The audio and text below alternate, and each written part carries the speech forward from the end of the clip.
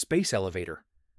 The idea is a cable anchored at the equator and stretched past geostationary orbit, roughly 36,000 kilometers up, with a counterweight at the far end holding the whole thing taut. Nothing about it needs rockets. Climbers would crawl up the ribbon on electric power, carrying cargo to orbit for a small fraction of what a launch costs today. Konstantin Tsiolkovsky sketched the concept in 1895 after seeing the Eiffel Tower, and in the century since, the physics has never been the obstacle. The material is a cable that long has to hold its own weight under tension that no known substance survives, which is why carbon nanotubes come up in every serious proposal, and why nobody has built one. Orbital ring. Instead of hanging a cable from orbit, this design builds a ring right around the planet, sitting a few hundred kilometers above the atmosphere. Inside the ring runs a stream of metal moving far faster than orbital speed, held in place by magnets. That excess speed is what keeps the structure up, so the outer shell can stay still relative to the ground, while tethers drop down to the surface anywhere along its length.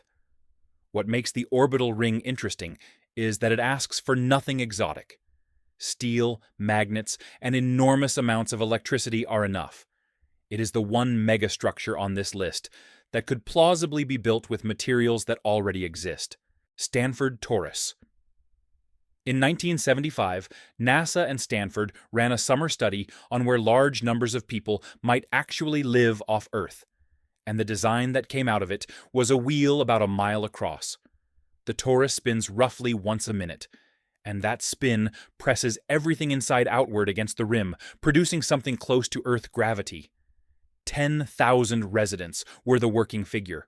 A ring of mirrors, angled around the outside, would bounce sunlight through windows into the interior, so the inside would have daylight, farms, and weather without ever touching a planet. O'Neill cylinder. Gerard O'Neill, a Princeton physicist, took the same rotating habitat principle and scaled it up in his 1976 book, The High Frontier. His version is a pair of cylinders about 5 miles wide and 20 miles long, rotating in opposite directions, so the whole assembly holds a steady orientation toward the sun.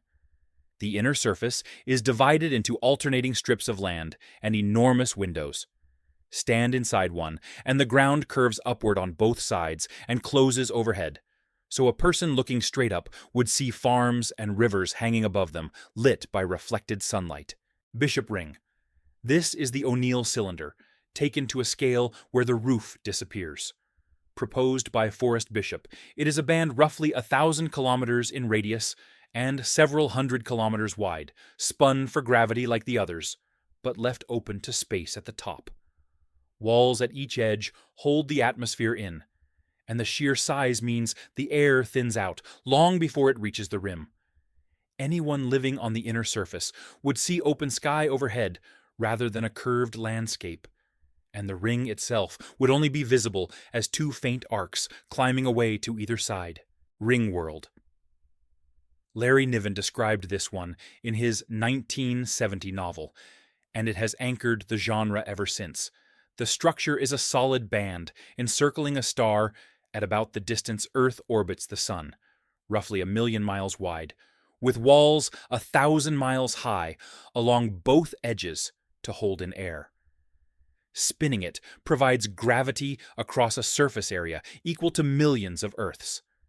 Because the ring never moves relative to the star, a set of orbiting squares between the ring and the star casts shadows across it to create day and night. Niven later had to add correcting thrusters because a ring like this is not gravitationally stable and would eventually drift into the star it surrounds. Alderson disk. Named for Dan Alderson, this design abandons rings entirely. A solid disk surrounds the star, thousands of kilometers thick, extending out to about the orbit of Mars. Gravity does not pull toward the star here. It pulls straight down into the disk, so the habitable surface is the flat face, with the star sitting permanently on the horizon and never rising or setting. The star also has to be held in place at the center, because any drift would eventually bring it into contact with the disk itself. The mass required exceeds every planet in a typical solar system by a wide margin, Topopolis. Take a rotating cylinder habitat and, rather than making it wider, keep extending it. A tube a few kilometers across can be lengthened until it wraps completely around its star, then looped again and again, braided into a knot, with a circumference measured in billions of kilometers. Gravity comes from spinning the tube about its long axis. And because the diameter stays small, the engineering stresses stay manageable no matter how long it grows. The result is a habitat with the interior area of a ringworld built from a structure that never has to be strong enough to hold itself in a rigid circle. Birch world. This one is built around a supermassive black hole rather than a star. The appeal comes from a quirk of physics. The larger a black hole is, the gentler the tidal forces near its event horizon. So a shell can be built close to one without being pulled apart. A structure enclosing a black hole the size of the one at the center of our galaxy would have a surface area larger than millions of solar systems. Time runs measurably slower, that deep in a gravity well, which means residents would experience the outside universe aging faster than they do. Dyson swarm. Freeman Dyson published the underlying idea in 1960, and this is the version he actually proposed. Rather than a single object, it is an enormous fleet of independent collectors, each in its own orbit, gradually built up until they intercept a meaningful share of the star's output. Nothing in the design requires impossible materials, because every piece is a separate satellite. Dyson's point was never construction, it was detection. A civilization capturing starlight has to release that energy again as waste heat, and that heat glows in the infrared, so a swarm would appear from a distance as a star that is far dimmer than it should be and far warmer than it looks. Dyson sphere. The popular version replaces the swarm with a solid shell wrapped around the entire star. It fails in several ways at once. A spherical shell exerts no net gravity on anything inside it, so nothing on the inner surface would stay put. And the shell itself would not be held in position by the star, meaning any small nudge would send it drifting until one side made contact. No material has anything close to the compressive strength required at that scale. The image is fixed in the public imagination anyway, and it is the reason most people picture a solid ball when they hear Dyson's name.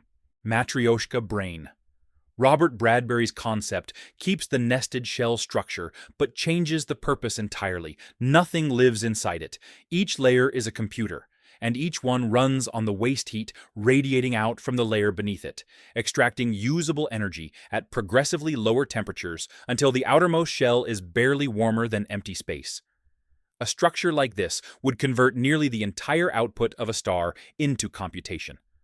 What it would be computing is unknown, though simulated worlds and uploaded minds are the usual guesses. Shkadov thruster.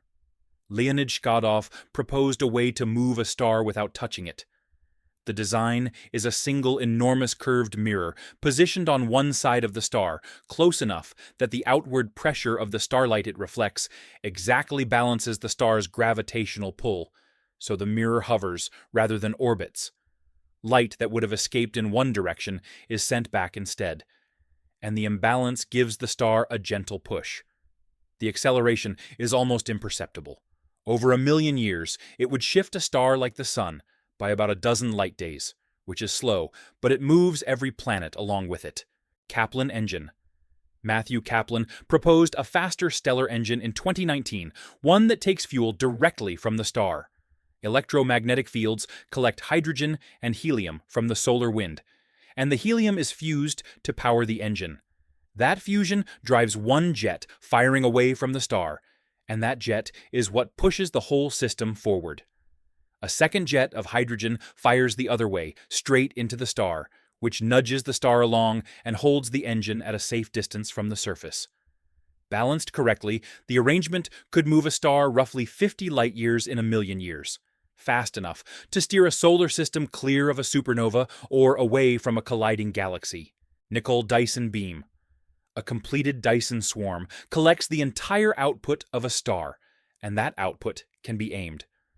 Focusing it into a single coherent beam produces a laser carrying the power of a sun, capable of staying tight enough to remain destructive across thousands of light years. A beam like that could sterilize the surface of a planet in another galaxy, and the target would have no warning, since the light announcing the attack arrives with it. It stands as the most plausible answer to why a galaxy full of stars might look empty, and why an advanced civilization might choose to stay quiet.